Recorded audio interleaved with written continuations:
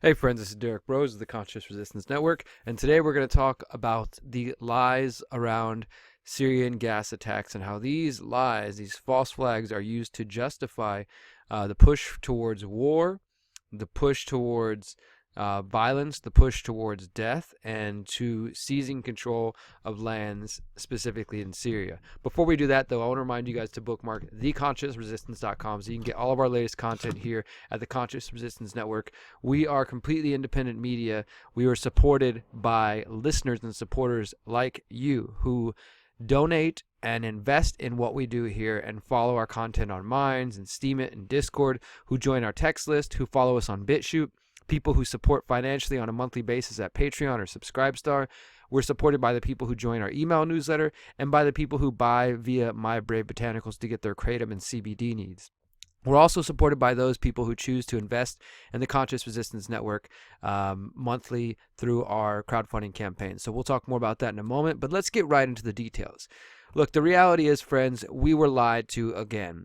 And some of us saw this and called this out, but the Organization for the Prohibition of Chemical Weapons, which is also known as the OPCW, it's supposed to be an international watchdog that obtains and examines evidence in cases like Douma, Syria, where we are told there is potential for a chemical attack. Now, we've been told this several times over the years now. Since 2013, 2014, there have been reports of attacks in different cities in Syria, and we were told, we being Americans, the Western world, that this is being done by the dictator Bashar al-Assad.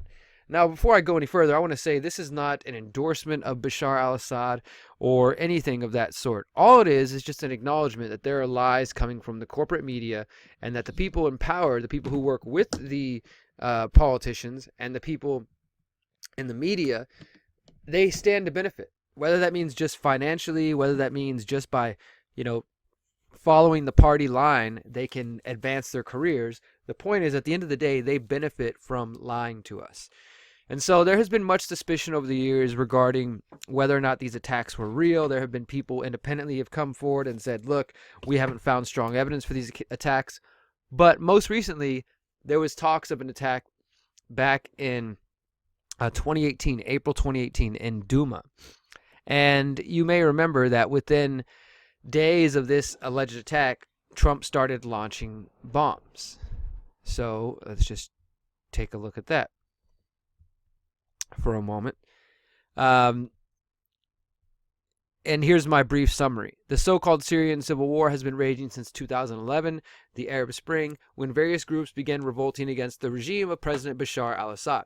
The conflict is wide-ranging and includes several different factions vying for power or independence. From the Rojava Revolution to the Islamic State, aka ISIS, the conflict has been full of resistance, chaos, and confusion. Generally, there are rebels fighting under several different names. The United States government has opted to fund these rebels, some of who have been proven to be ISIS and al-Nusra Front, which are terrorist groups, aka Al-Qaeda, aka creations of the CIA and the intelligence agencies that they use to fight their enemies. The U.S. and these groups are supported by Israel, Turkey, and Saudi Arabia. Meanwhile, you have the Russians and Iranian governments who have backed Syrian President Assad. The U.S. and Russia have used these groups to wage an indirect conflict or proxy war against each other.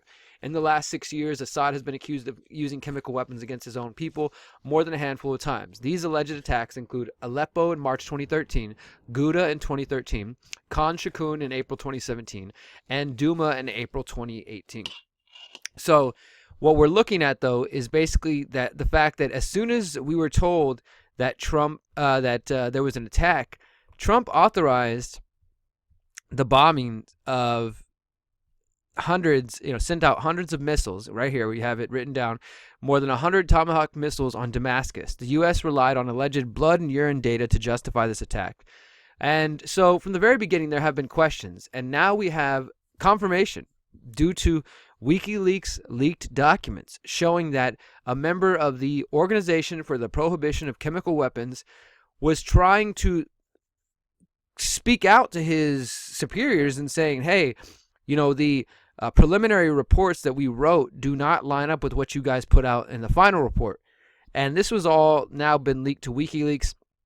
And this is actually coming after back in October where October 23rd, the Courage Foundation convened a panel of concerned individuals from the fields of disarmament, international law, journalism, military operations, medicine, and intelligence in Brussels on October 15th. The panel met with a member of the investigation team from the Organization for the Prohibition of Chemical Weapons, the International Chemical Watchdog. On the basis, the panel issued the following statement.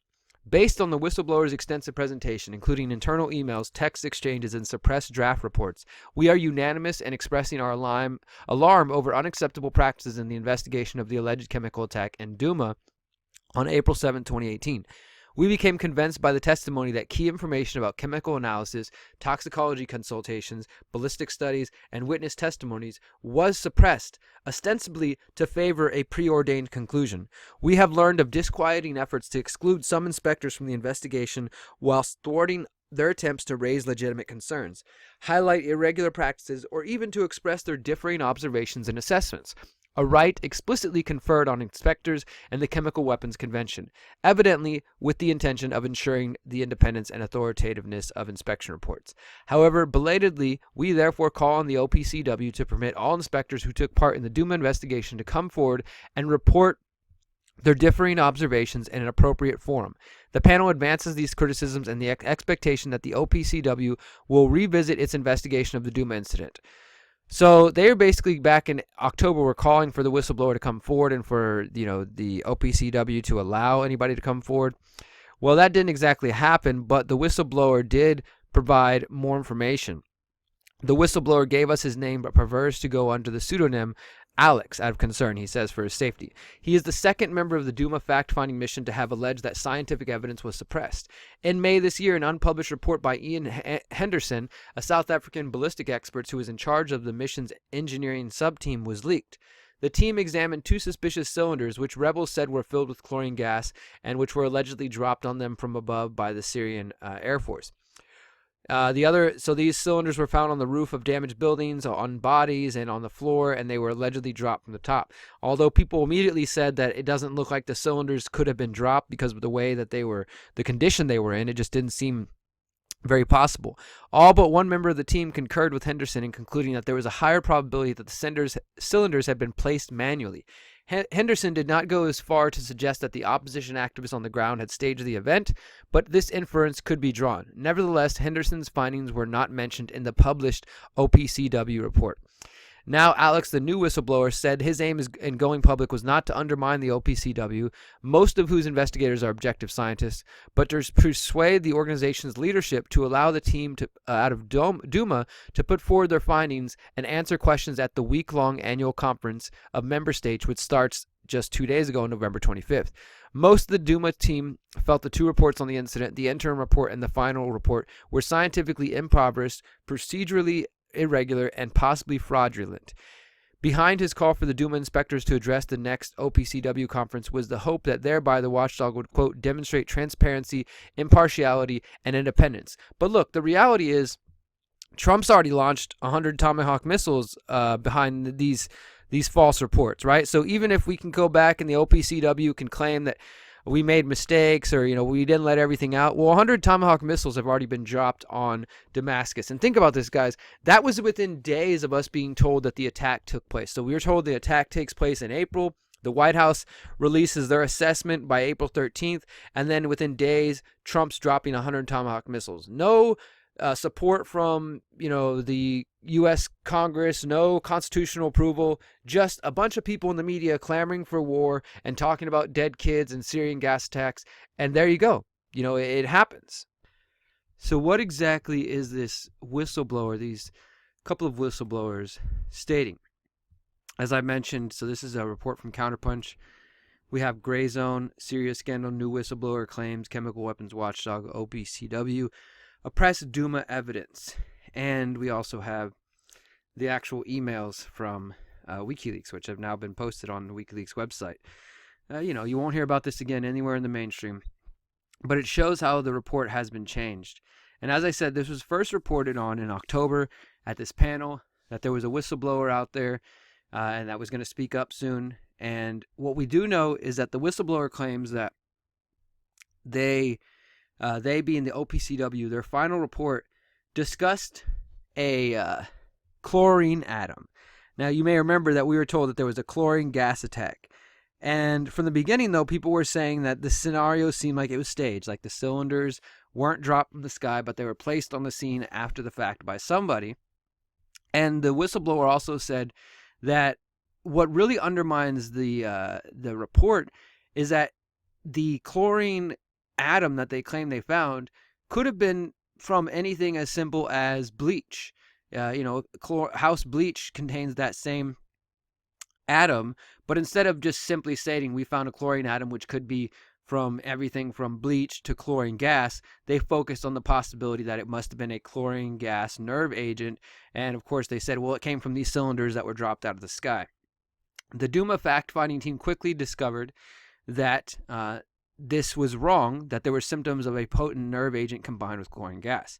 Blood and other biological samples taken from alleged victims examined in Turkey showed no evidence of nerve agents, nor was there any in the surrounding buildings or vegetation in Douma. As the interim report published on July 6, 2018 said, no organophosphorus nerve agents or their degradation products were detected, either in the environmental samples or in plasma samples from alleged casualties. The next sentence said, quote, various chlorinated organic chemicals were found. This indirect reference to chlorine was reported in many media as the proof of use of lethal gas. According to the whistleblower Alex, there were huge internal arguments at the OPCW before the interim report was released.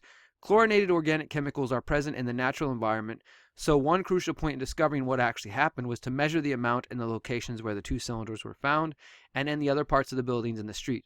As Alex put it, quote, if the finding of these chemicals at the alleged site is to be used as an indicator that chlorine gas was present in the atmosphere, they should at least be shown to be present at levels significantly higher than what is present in the environment already.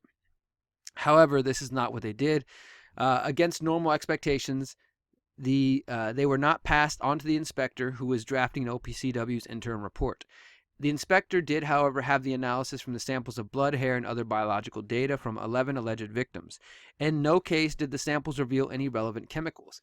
On the basis, he wrote in his report that the signs and symptoms of victims were not consistent with poisoning from chlorine. Instead of an attack producing multiple fatalities, there had been a, quote, non-chemical related event. Whatever the hell that means. The language was low-key in part, as Alex put it, because of the tension and anxiety involved when evidence doesn't match what it is thought that the management wants to hear. So this is just more corruption within this international body, the OPCW. And you got to understand, when there's some sort of chemical attack, the mainstream runs and they use the organization like the OPCW as their talking point and say, look, the OPCW even says that there's a chemical attack, and then that gets promoted and peddled out there, and that leads to dropping Tomahawk missiles on people without congressional approval, without constitutional approval, or any of that sort. And I want to remind you guys that I've been dissecting this from the very beginning. Take you back to this report we did April 22nd, 2018, in the weeks following the attack. This is a very in-depth report I did. I think it's about 30 minutes long, and I remember it being much longer than I intended to. But there was so much to get into, guys, so much lacking of evidence, and you can watch that. I'll put the link below.